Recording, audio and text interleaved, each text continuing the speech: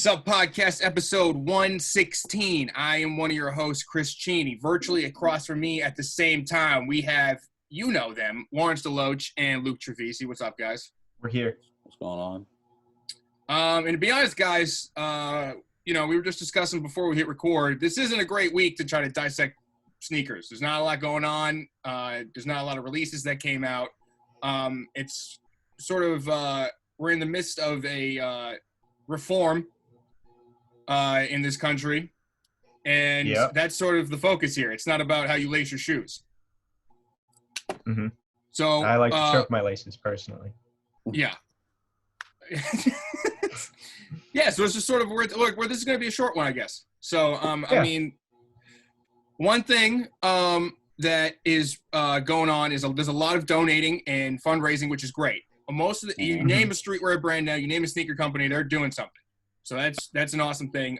One thing that was misconstrued, or I don't know how to even put it, or like misunderstood, was apparently Virgil donated $50, and that's only what he showed the public at one time. He was just like, "Yo, donate," and $50, and we know him to be the men's creative director of Louis Vuitton.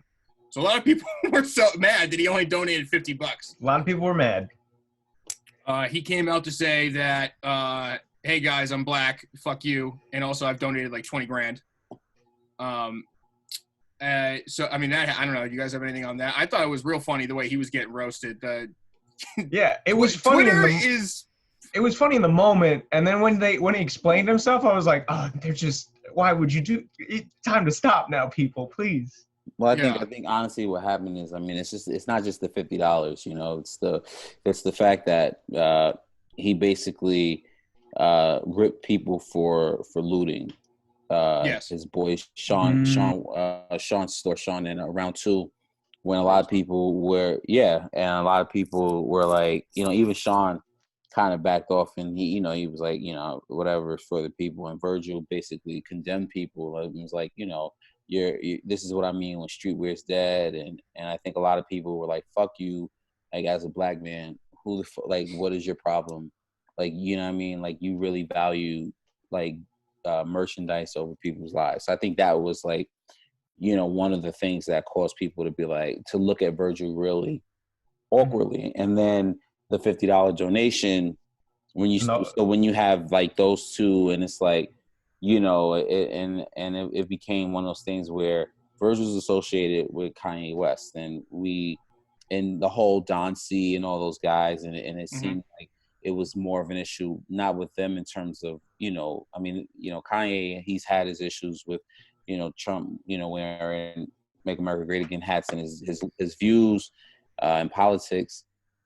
So you have that when you have like these guys like Virgil who've created brands like Off-White, Pyrex, where we're talking about you've profited off of black culture.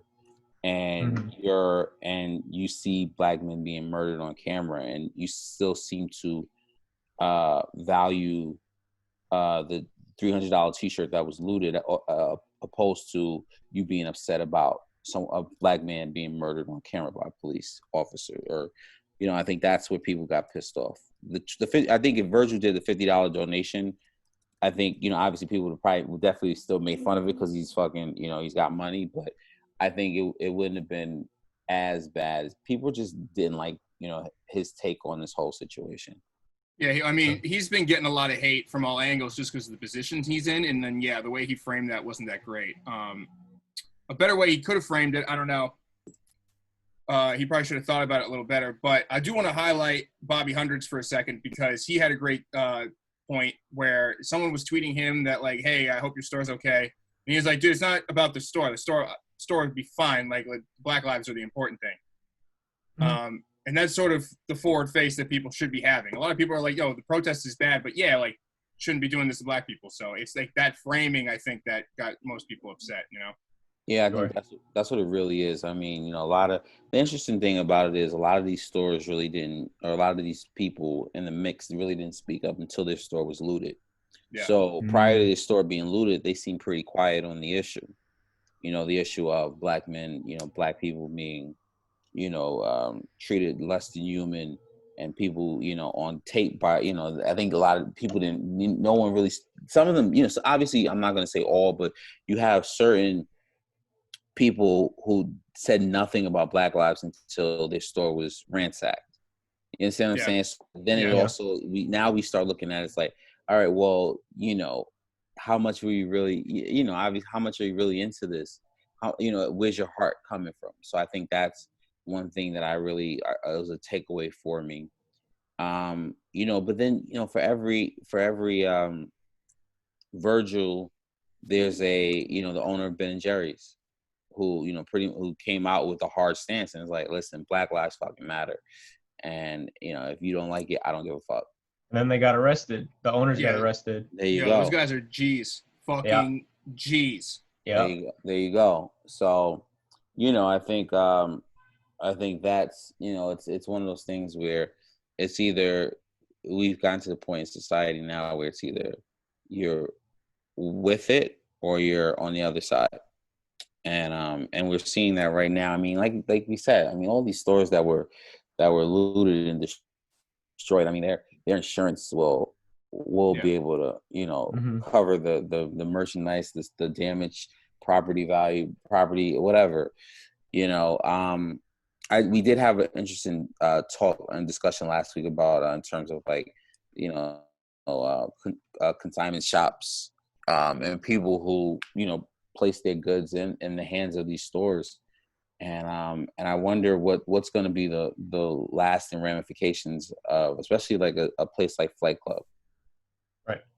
Because here's the thing. I mean, if you're, I saw on Twitter there was a guy, he had a pair of Red Octobers in Flight Club that was obviously it was looted, it was lost, so it was gone, and I think obviously, once again, I mean, the issue here is obviously that Black Lives Matter, but in terms of our podcast being a streetwear and sneaker, I do wonder what's going to happen to people who put tens of thousands of dollars into these consignment shops. Are they going to be fucked? Yeah. I saw an article the other day on Complex that was saying how, as of right now, Flight Club people, they're fucked. They're not getting their money back. That's it. You see, that's going to be very interesting because I mean, if that happens, and and people, you trust the shop to put a sneaker that is $5,000, $10,000 in there, and now you get fucked. It's almost as if, will people going forward trust the shop? Because I mean, granted, I mean, it's a once in a lifetime thing that happened. Flight Club's been in business for almost 20 years. Yeah. But at the same time, it's like if you're not protecting your customer or taking the loss in some situation, it's like, what incentive does the consumer have to drop off very expensive shoes with them? None. You're honestly better off at this point for a while to just use these platforms as a price reference and just do it yourself. Right. Because like you said, Lawrence, I mean, like the trust, I don't know if it's going to be there if they can't help anybody, but I don't even know what they would do. They didn't have like insurance on people's shoes. They had it on their property. Well, I'm sure shoes have to be insured. I mean, you have I mean, something there has to be, you just can't, you insure property, but I mean, there's merchandise in there that has to be insured. Yeah. Yeah, but like that, anyone who lost their pair of mags isn't getting any insurance money. They might. I mean, it might be their contract. Like it might be a case by case basis, but it said for the most part, they're fucking. I don't know what happens at that higher tier because there could always be like a clause where it's like if something happens, we'll give you like 10% back. But I don't know if they'll get. I don't see them getting the whole cost of the shoe back. I mean, yeah, I guess I'm ignorant to that idea. So if anyone knows, DM us right in to DM whatever.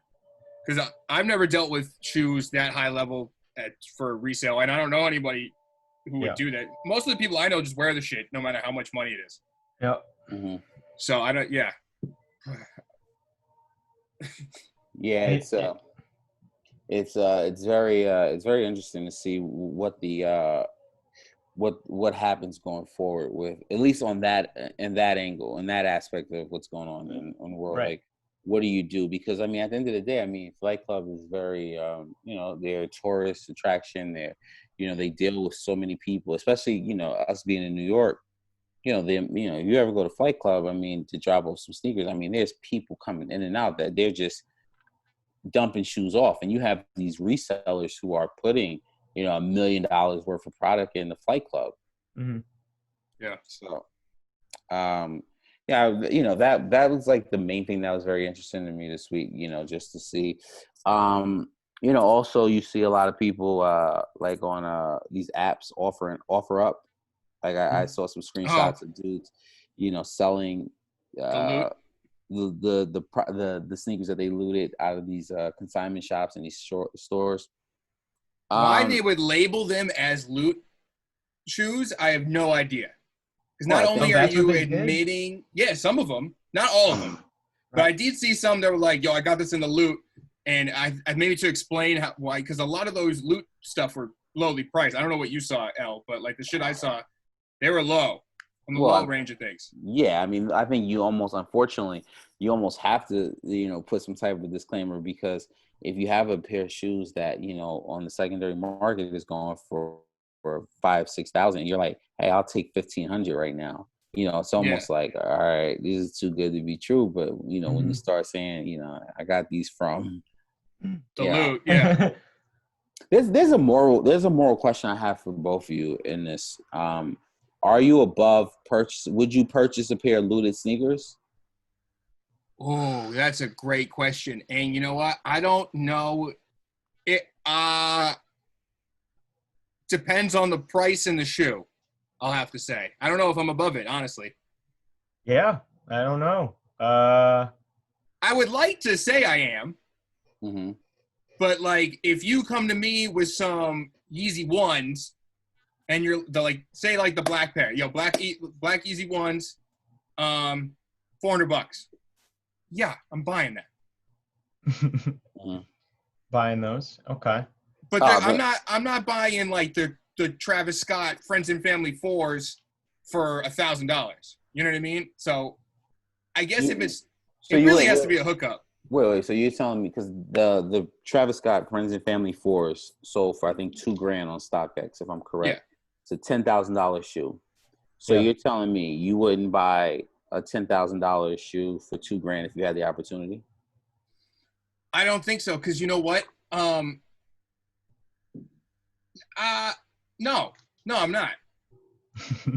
Yeah, you're not above that. No, I'm not. I'm not above that. But you know what? I guess it's a price thing. I guess if the price is just so low where it's like if I don't buy them, I'm stupid. Then I'll buy them. But if somebody explained to me that they were looted, I'd probably get them, because like I've seen some, like I almost bought a pair of fake Travis Scotts the other day. Like, not like I didn't know they were fake. They were like $1,200 on eBay, and I was like, all right, let me look at the tags, and yes, they were fake. But for a second, I was like, $1,200, not bad. So I'm not above it. I mean, what about you, Al? What do you think? In terms of buying looted sneakers, that's really it's interesting, because it's almost as if what's the sneaker? I think that's what it really boils down to me. And is this a good enough deal? I mean, it's hard for me to see. I think, it's so interesting for me, and I think I've had such bad experience. I've had a bad experience buying off of someone that, doesn't have a receipt, or, and I think that kind of opens up all right. Yeah. And like you said, remember what we said, is like, if the shoe, you have to pay $4,000 for a shoe, and someone says it's $1,000, that opens up what's going on here. So that's why they do say it. A lot of people like these are looted. To me, it all depends on the shoe. But I'm gonna say I'm 75%, 75 to 80% no, and but like I said, it all depends on what they're coming at you with. I think realistically, if it was an online sale, I probably wouldn't do it. If it was somebody, like it was an in-person sale and I knew the person and they were like, I'm just trying to get rid of these so they can't be traced back. Because they hot. Yeah. And I'd be like, yes, 100%. But like when it's online, yeah, I've been burned so many times in the past where it's like, with my luck, these are fake. Yeah, I would have to agree. It'd have to be from a trusted person, because I've definitely bought shit that's fallen off the truck before. Like, that's how I got my Wii U. Like, whenever. Boy knew a guy who had a Best Buy truck, and I said one day, I was like, yo, I really want that Wii U. I'm gonna save up to buy that. And he's like, I could probably get you one. Fall off the truck. Next week, I got a Zelda edition, and I was the happiest dude of my life. I ruined some kid's Christmas, for sure. Yes, you did. Yes, you did. And I feel bad about that part, but no, you don't. I'm not. You haven't lost sleep over that ever. I've never heard you in a moment of panic be like, oh, you know, this one time I did this thing, and I think this is coming back to me. No, I've never seen you stressed about stealing a young child's Zelda Wii. Well, I don't say I didn't steal it. It was just like this situation. It was presented in a way where I was like, I got to get rid of this. You want it? And I'm like, yeah. Yeah. So yeah, I'm not above it, but I'm similar percentage as you, L, where I need, and what you said, Luke, I need to know the person. And it depends on the shoe. It depends on all that shit. Yeah, because once when you do these person-to-person transactions, once the person's gone, they're gone. Yeah. If you don't know them, they're gone. Mm-hmm. So you have to, I think that's what makes all this interesting. So what do you see happening?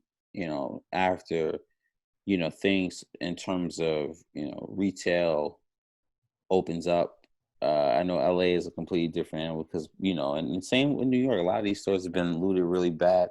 Do you see Flight Club returning to LA, or what's going on? What do you think is going to happen? Yeah, I think at some point everything will sort of quote unquote be back to normal, but there has to be a rebuild. You know what I mean? They have to reacquire new inventory. And if they can't because there's a lack of trust or feel like betrayal, then I don't know. I mean, the StockX and like these online platforms are already fucked up because the loot sales are lowering the last purchase so much that the whole market is in a flux because the devaluation because the hot shit. You know what I mean? Mm-hmm. Yeah. So if those prices stay as low as they are as these stores reopen, I probably also wouldn't want to bring my shoe back. You know what I mean? Well, that's what I was saying, because I mean, I even look at it from the angle of New Yorkers. And I'm like, all right, it's not worth, the fear of like you saying like, oh man, I'm playing Russian roulette. Now, granted, I mean, like I said, people have been going to Flight Club for, almost 20 years at this point. I mean, I can't tell you an experience I've had where I sold something where I dropped something off and then it was like fucking a clusterfuck. But, if it really happens where Flight Club is like, sorry, then then now it almost becomes. But then I think also what that does in a whole is if the consignment shops that are fucking, and I'm gonna use the word, and maybe I shouldn't, maybe it's not politically correct, but the shops that are raping people, if now it goes more to a person to person, or like even when you start getting StockX or something like that in the mix, where StockX to me is like, it's more of a buyer's market where, you pretty much can control, like you could put in a cheap ass bid and if someone's like, fuck, I need it. Whereas, so I think like maybe the market for a lot of this shit goes down a little bit. Mm-hmm. Because remember, Flight Club is very expensive, A, because it's a tourist trap, B, because they fucking take 20% of your sale. Whereas you get like Stadium and GOAT, where, I mean, granted, GOAT is affiliated with Flight Club, but like they're taking 9, 10% of your sale. So. Yeah, you might be right. Some people might have like Stockholm syndrome about it because they don't know where else to go. Mm-hmm. Mm. Like, earlier I said like it'd be a good thing to just use them as a reference and sell it yourself. But I think that's a lot of like beyond people's like workload for it. Like some people aren't gonna put that much effort into like dealing with the person and then like dealing with their shit, because we all know to take it to this shop and or like meeting them up in weird place. Like, how do you ask for the money first? Like, how does this go? Like, you know what I mean? Like the trust to be a actual reseller full time without one of these places is probably a nightmare. Yeah, it's just an 8-hour job, I think, at that point. Like, it's just like a regular 9 to 5, essentially. I don't think we'll ever get back to the point where like I remember being in college and taking, getting a box and paying the postage and, shipping the shoe. And then and then you run the risk again, the person doing the chargeback and all of this shit that could have went wrong with selling shoes. And I think we've gotten so spoiled in terms of there being some type of middleman, there being oh man, I don't have to authenticate shit. I can have someone do the authenticating. I can, I don't have to run the risk of meeting someone in person and get my life taken. Like we've gotten so spoiled with that. Yeah. So I don't ever see it going away, but I at the same time, I'm like, StockX has its own problems. GOAT has its own problems. Yeah. So, eBay not bad. eBay's so interesting. I'm sorry, go ahead, Luke. What were you gonna say? Yeah, eBay is filled with fakes.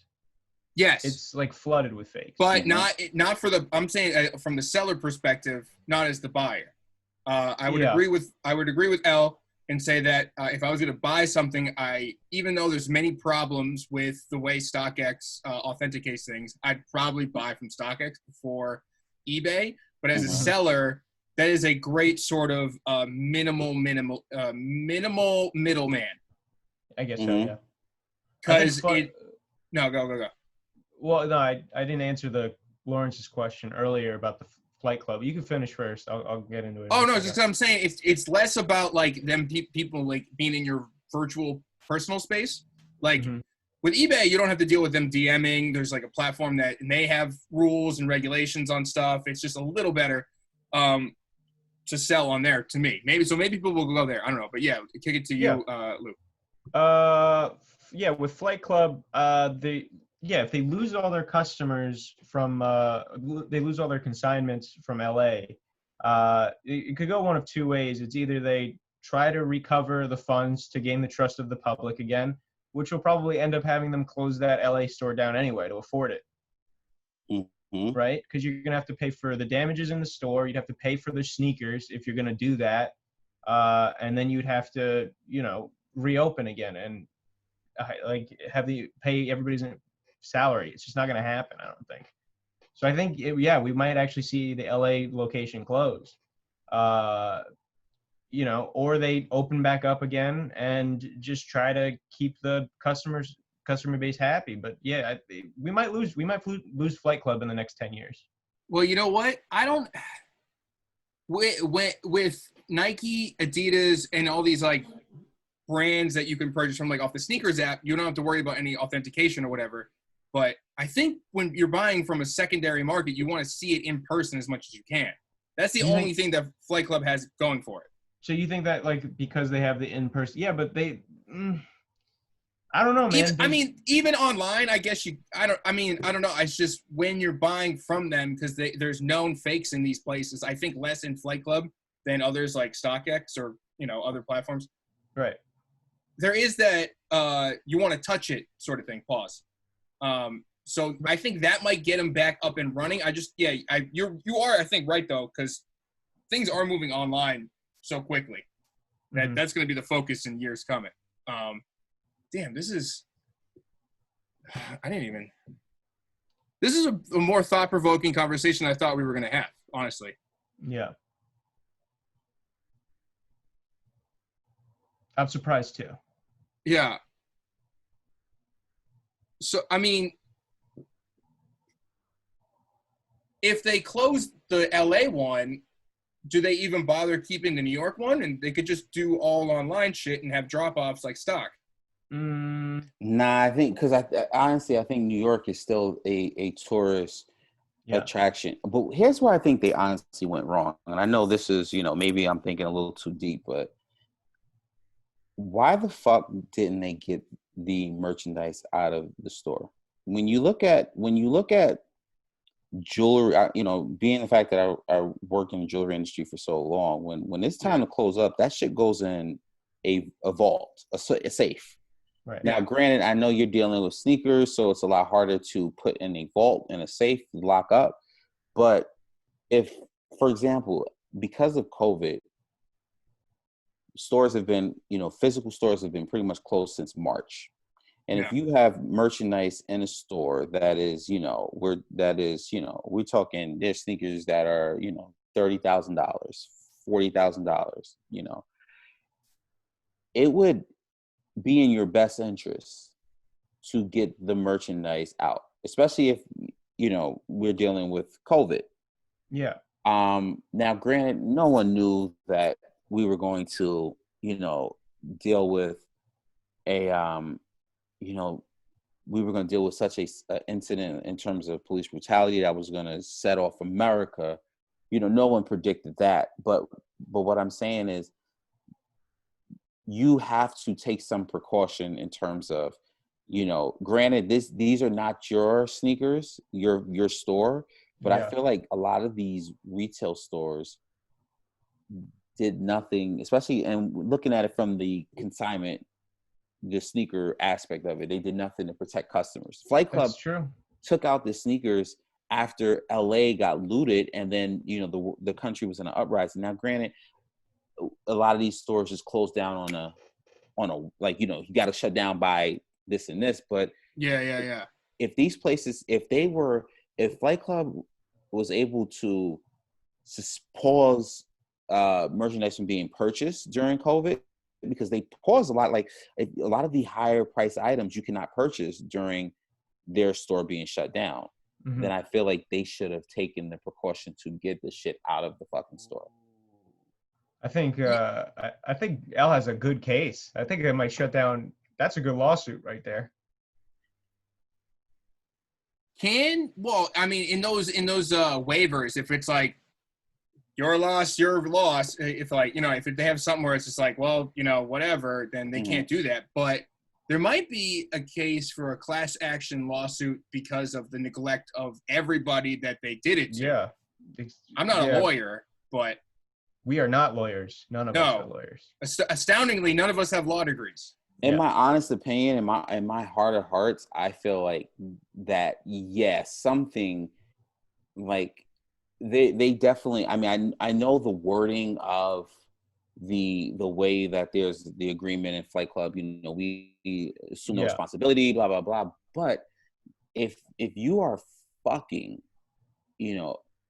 thousands of people who have shopped with you for years, have made you the entity that you are, right? And if you fail, I feel like they just like I was really shocked that they failed to get the merchandise out of the store. That was my thing, because even when they were being looted originally, I was like, oh, okay, well, what, they're gonna get some bullshit sneakers, or they're gonna get, I'm sure. I'm like, Flight Club didn't. There's no way they kept anything of value in that store. Yeah, you said you thought it was just gonna be all new Yeezys. That's what I'm saying. You think it's gonna be some Yeezys? You think it's gonna be some Jordans? I said, maybe.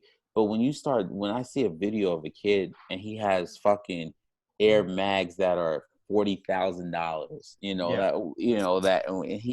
and I'm like, you're telling me Flight Club was that negligent and just leaving the shit in there? Yeah. That would be infuriating to me.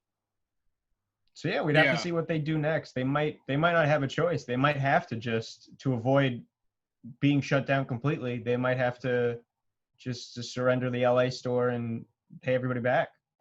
From now on, all legal questions are now directed towards Lawrence, who's our official lawyer, who also has law in his name. So he's our guy for all these questions. Lawrence the Lawman. Lawrence the Lawman. Lawrence the Lawman. Oh, I love it. That's the that's the name of the episode. That's great. All right, Chris, bring it home.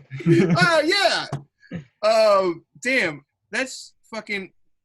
Oh, I mean, round two, right? That means that you could do the same shit to the round. You could sue round two. We don't know what the contract is with round two. Round two is a little different in terms. That's right. They buy the merchandise off of people. Yeah. So that's not even. Oh, they're fine. Yeah. Okay. Round two is like you said, once they either cash you out or you trade in your shit. So there's no like Riff is another example. Riff LA, or Riff LA is a perfect example of a consignment shop that that dealt with shit like that. You know what I'm saying? So. Mm-hmm. Yeah. Mm-hmm. I'm trying to cover me for a second because I'm trying to look up what the guidelines of a class action lawsuit are. A bunch of people gotta be angry. That's it. I'm telling you, man. You're gonna feel real stupid in 2 seconds. Yeah. Did you guys see that Korean baseball is back? Did you guys see that? No, we have no sports to talk about. So name the best Korean baseball player. It's not any of the players, it's the cheerleaders. They're the best. Come on, man.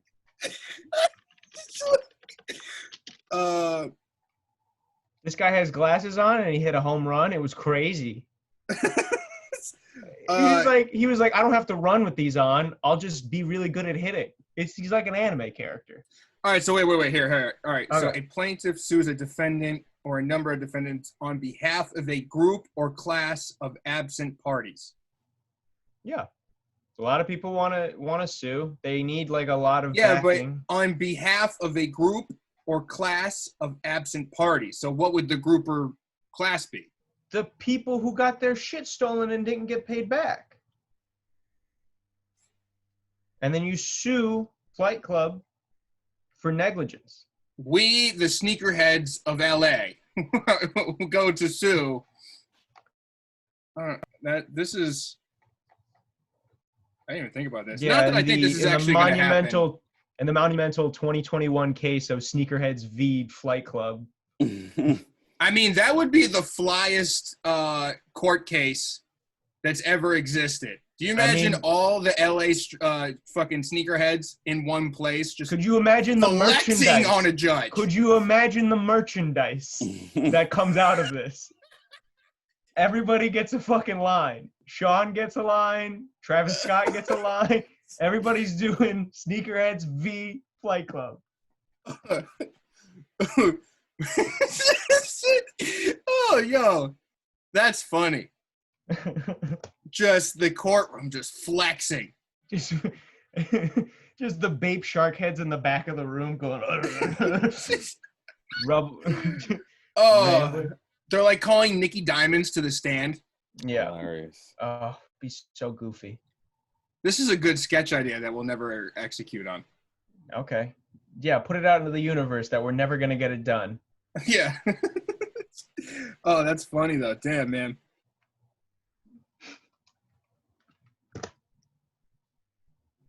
All right. All right. Good? I think we're good. I think we're good. I honestly think we're good. I think, I think we had a pretty fun episode, all things considered. What am I naming the episode again? Lawrence DeLawyer, man. Lawrence DeLawyer. DeLawyer. DeLawyer? Yeah, Lawrence DeLawyer. Also, wait, hold on. Shout out to Kanye for putting money where his mouth used to be and now is again, I guess. Yeah. And he was out in Chicago on the ground level. So that was cool. I was worried about him speaking in general. We all were. Yeah, and he didn't. And just gave him some money to George Floyd, his daughter, and was in the streets. In the streets. Mm-hmm. Go for Kanye. Welcome back to the light side of the force. Well, I don't know. Who knows how long he's going to be here. No, listen. Let's not say anything. You're right. Nope, we're not doing that. We're not doing that. We're not welcoming anywhere. We're just gonna go. What are you doing next, Kanye? If he, if that's what he did for, if he, donated his money, that's awesome. Everyone listening to this podcast, make sure you donate. I mean, I just find places to donate to at this point now. I'm just like, okay, here's money. Sign the petitions too. Sign the petitions, email. Sometimes I'll see these things where they've already got a pre-written email. Oh, that swipe up shit is fire. it's amazing. I've done that. I hit as many places as I could with that shit. Copy, paste, boom, boom, boom, boom, boom. Yeah, I mean, like I said, just if for the listeners out there, if you can't be on the front line protesting, even we have a lot of foreign listeners. There's plenty of funds. We see the whole world is taking part in this, and it's a beautiful thing to see. Everyone just realize that Black people fucking matter, and there should be no reason why. This is something that's just continuously going on where, police and are abusing their powers and I think I'm just I'm taken back, and I'm just hopefully this continues and we see some real change in this world. Yeah. So yes, shout out to our foreign listeners. Like just exactly what El said. I mean, shout out to everyone here that's doing their thing, and shout out to everybody that's doing the right thing too. You can follow us on social media. It feels weird promoting after that nice thing that Lawrence just said. So you just, if you're listening to this, you probably do. If you don't follow us or support us individually, whatever. But support the cause that's going on right now, because that's the most important thing. And just stay safe. And just remember that if you're a part of this, you're a part of the right side, and this is the biggest change in civil rights in the longest time. We had all 50 states protesting at once. Fucking 18 other countries were protesting with us. This shit is crazy. So I guess that's it. Anything else, guys? Is that good? That's it. Everybody stay safe out Everyone there. stay safe. Please do. And, also, for those of you for you sale people, real quick before I go, Mr. Porter Sales Live. Take advantage of it. Take a look at it. It's 50% off a lot of things. All right. Y'all be cool. Yeah. All right. Peace out. Peace.